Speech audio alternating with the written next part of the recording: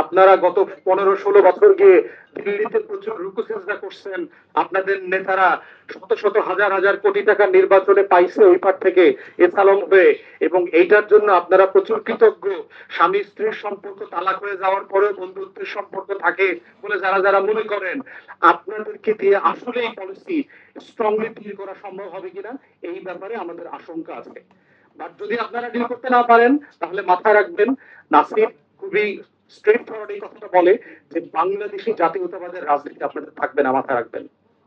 বাংলাদেশি জাতীয়তাবাদের রাজনীতির ফেরিবে হচ্ছে দিল্লির আধিপত্যবাদের বিরুদ্ধে আমাদের সীমান্ত, আমাদের কাঁটাতারের বাইরের মানুষদেরকে প্রত্যেককে হেফাজত করার দায়িত্ব নেয়া।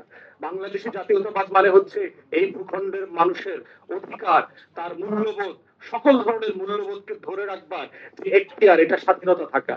বাংলাদেশি জাতীয়তাবাদ মানে হচ্ছে বাংলাদেশের রাজনীতি বাংলাদেশের জনগণ দ্বারা নিয়ন্ত্রিত হবে, কোন সীমান্তের ওই পার দিয়ে নিয়ন্ত্রিত হবে না। এটা বুঝতে পারেন না। অতএব এই সংসদে যেহেতু আপনারা বিএনপির ব্যানারে গেলেও আপনারা বাংলাদেশি জাতীয়তাবাদের রাজনীতি করতে পারছেন না, এটার মধ্য দিয়ে কিন্তু আপনি আপনার রাজনীতির পতনের রূপরেখা তৈরি করে দিচ্ছেন। এটা আপনাদের ডিসিশন। আপনারা যদি মনে করেন যে আপনারা গ্রাজুয়ালি আওয়ামী লীগকে অ্যাবসর্ব করবেন, আপনারা দিল্লির কুটবুকে আসবেন, বাংলাদেশের সিভিল সোসাইটির যত দালালদেরকে আপনারা ইনকর্পোরেট করে আপনারা নতুন দল আকারে হাজির হবেন, ফাইন। কিন্তু সেক্ষেত্রে আপনার দলও কিন্তু পরিবর্তন করতে হবে, সেক্ষেত্রে শহীদ জিয়ার নামও কিন্তু বদলাই দিতে হবে। আপনাদের নেতারা যেভাবে কথায় কথায় জিয়া জিয়া স্লোগান দেন, ওই স্লোগানটা আপনাদের মুখে আর মানানসই হবে না, কারণ ওই রাজনীতির সাথে জিয়ার রাজনীতির কোনো মিল আমরা আপনাদের কাছে খুঁজে পাচ্ছি না। অতএব আমরা দাবি করছি, আহ্বান করছি যে আমাদের সীমান্তকে সুরক্ষা করবার জন্য আমাদের আর্ম ফোর্সেস কে ট্রেন করা দরকার। সীমান্তবর্তী জনগোষ্ঠী যারা আছে, এই 26টা-30টা জেলার জনগোষ্ঠীকে মিলিটারি ট্রেনিং দেওয়াটা জরুরি হয়ে গেছে।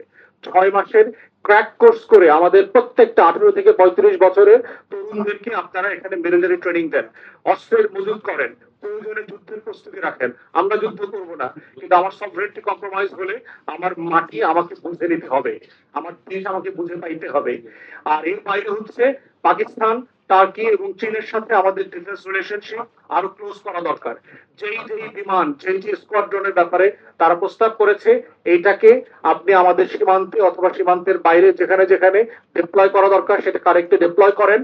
বাংলাদেশের এই কাজ করবার জন্য বিশ্বাস করেন, এদেশের মানুষ যদি রক্ত বিক্রি করে তার টাকা দেওয়া লাগে, এই বিমান কেনার টাকা, অস্ত্র কেনার টাকা আমরা সবাই মিলে জোগাড় করে দেবো ইনশাআল্লাহ।